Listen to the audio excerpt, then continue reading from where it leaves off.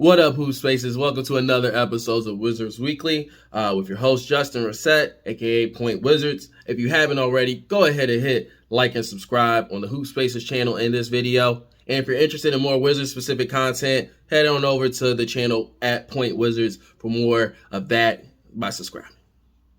Now, the Wizards this week, to, I would say, a lot of people's surprise, actually had a positive week. Of the 3 games they played, they lost to the Golden State Warriors to begin the week, but then followed that up with back-to-back wins against the Portland Trail Blazers and the Minnesota Timberwolves, with the Timberwolves win possibly being the best win for Coach Unseld Jr.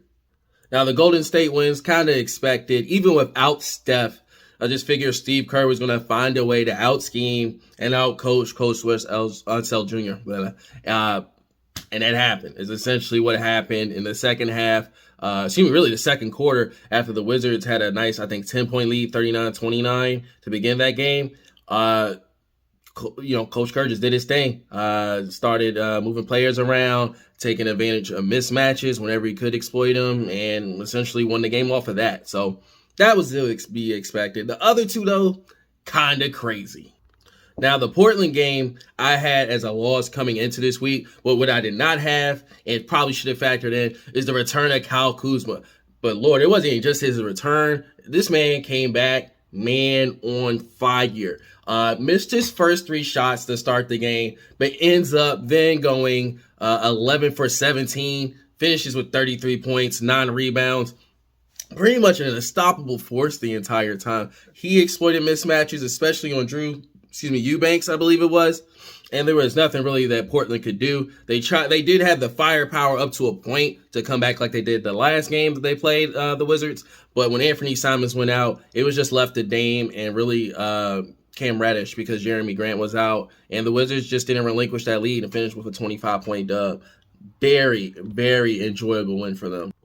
But not the most impressive win somehow. Somehow the Wizards go to Minnesota, start the game down 30-10, like a 20-point deficit off rip. And if you're watching, it's like, damn, based on what we know about this team, this is not something they can come back from. But lo and behold, Wes Unseld Jr. put his big boy coaching pants on after the first quarter. Went into that second quarter and just really started using his rotations the right way and maximizing his pieces as much as he could, as long as he could, without the detriment to overplaying them and messing up the other flow of the offense. Got contributions at times from Corey Kispert. Got contributions at times from Denny Avdia. DeLon Wright was a man-possessed 10.6 assists and I think 3 steals.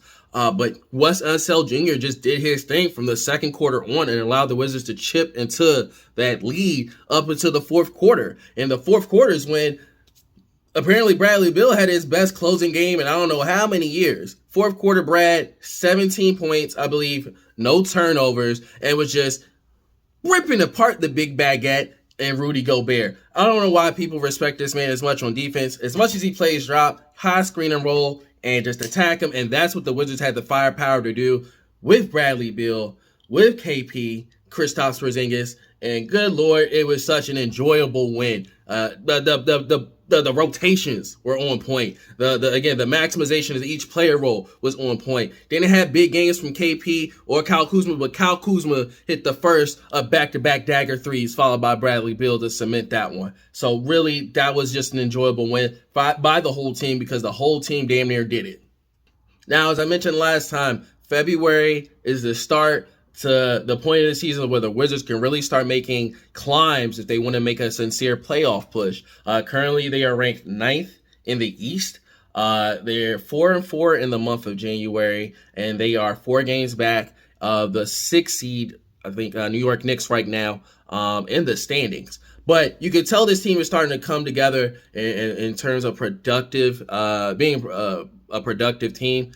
For the season, plus minus for this team is only 0.3. But in February, it has climbed all the way up to 2.4. Now, in terms of this team really coming along, you really got to focus on what the main 3, the big 3 are doing. And signs there point to offensive outbreak the rest of the season. Right now, Both Bradley Beal and Kristaps Porzingis are averaging about 28 points per game. Brad through 6 games, KP through 8. And then you have Kyle Kuzma, who was out a handful of games up until the Portland game again, averaging almost 16 points. You got to imagine with 3 guys that have mostly been averaging 20 points per game individually throughout the season, that with the weaker schedule they have coming up, that those totals are either stay that high for some or increase like I expected for Kyle Kuzma to hopefully average for the 3 at least 70 points per game. That is the kind of offense you're going to need with the inconsistent role players that this team has to give yourself a fighting chance every night. And again, they only have 6 games left of their 24 against potential playoff teams that are fighting for home court, which is different from just playoff teams in general. To me anyway, although the West is deep, there's not that many Western teams they are left facing these last 24 games. It's mainly focused on the East Coast. It's mainly teams like the Raptors, Toronto, I think the Heat, teams they're actually fighting for playoff seeding against. So this will really help them, if they stay healthy, make a sincere, again, playoff push. So that's something to look forward to. And this next week, they only have a couple of games. But again, it picks up with a Friday game against the New York Knicks. And actually, that's the only game they have for next week. The week after that, though, they start the week with the Chicago Bulls and Atlanta Hawks. 2 teams, again, fighting for playoff positioning. Maybe Chicago a little bit less. But teams that, could stand a threat if they want to make their ultimate goal, which was stated as a playoff appearance. So the opportunity is there. The health is there. Do they take it? We'll see. Do they have the potential and the ability to take it? Absolutely. Do I expect Wes Unseld Jr. to coach his butt off every game? Absolutely not. But the odds are in their favor right now. Maybe not for the 60th, but they need to make at least a 7th. Just avoid the play-in at all costs. So I'm looking forward to this next week. It's only 1 game, so, we'll see how that goes. The Knicks are actually a good test for them again at 6.